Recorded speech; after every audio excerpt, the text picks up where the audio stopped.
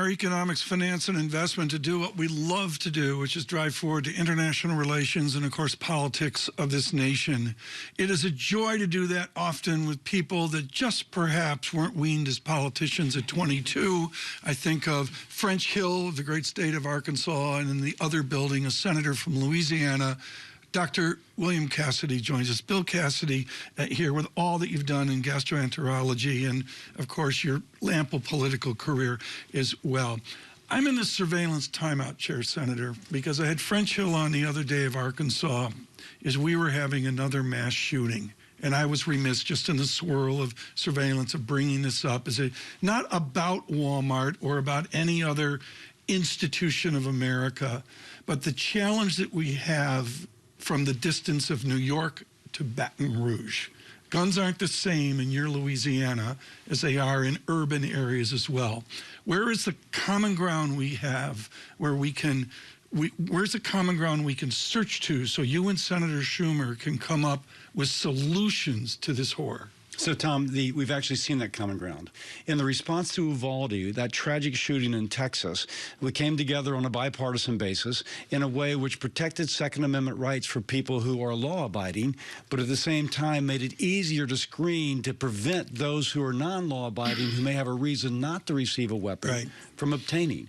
Now, that law is being implemented now, but I do think that is someplace Baton Rouge and Manhattan meets. But the issue here is the romance of another time and place, like a Mossberg 36, an Ithaca 36 rather, or a Marlin 22 rifle. The technology's overtaken America. These guys have these military-like weapons as well.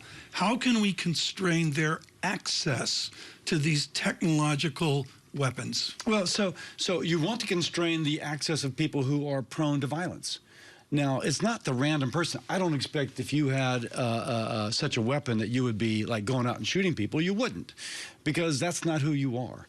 There's kind of a profile of those who commit these mass crimes, by the way, which sometimes are with handguns, so we can't just, or sometimes with cars. Typically, it's a male, 18 to 25, with a history of mental illness, who's got some other marker of isolation. Oftentimes, that mental illness has been recognized, but has not been addressed. Now, that's classic. So in Uvalde, it was a young man who was troubled as an adolescent, turns 18, the records are sealed, and then he buys a weapon on How do you and Senator Schumer find a common ground to the peace and tranquility of, say, Norway or Sweden? How do we get to that edge with Republicans and Democrats? Well, so Israel has one of the highest incidences of gun ownership in the world and one of the lowest incidences of person-on-person sort of violence from guns. So it shows that ultimately it is the person who possesses the weapon who is most at risk. Going back to the Uvalde legislation, we gave courts the permission to unseal records of an adolescent, gave them 7 extra days to review those records to decide whether or not the person should own it. And to give a true life example of how that would have helped. The shooting in South Carolina, a young man walks into African-American church, shoots multiple people. There was a typo on his form. They had to issue it within 3 days. If that had had extra time, they would have seen the typo. He couldn't have purchased the weapons. It would have been prevented. This is a great debate. I hope you and the Democrats can continue this debate forward in Washington. Let me turn to the reality of the future of your Republican Party. You are one of the leaders here in a complex debate as well. How convoluted is the path to the 1st November, Tuesday of 2024? And so I think the Republican elephant in the room that you're describing is how do Republicans address the fact that former President Trump has announced? You know, it's really interesting because if you look at what happened when President Trump was president, we lost first, I think, the House, then the Senate, then the presidency, and then we've underperformed this last cycle, and people have attributed that to President Trump's poor endorsements. You look at that, and I see people who are strong supporters of the former president, and they say, we're about winning. And so if we're going to be about winning, we've got to do something different. I think the more that kind of is understood in our party, the Republican Party wants to win. And we've got to make those changes required to do that. So I think that'll have an impact. Could you touch on this, on the Twitter files of the weekend and the worries of tech platforms influencing elections in this country? What did you make of that, what we heard from Elon Musk? I think it is an appropriate concern that the tech industry is pushing us in one direction. As a Republican, I see more of that influence pushing us to the left. So I think what he's done is a nice corrective. The American people can make their judgment whether or not the previous owners of Twitter were responsible or not. But he's trusting the American people to take this information, to comprehend it, and then to hopefully provide some transparency that may not have been there. I applaud him for doing all this. Senator, you saw how the former president responded to this about perhaps terminating parts of the Constitution. Your thoughts on that? Well, that's a fantasy. And so it's just a fantasy. It's just not going to happen.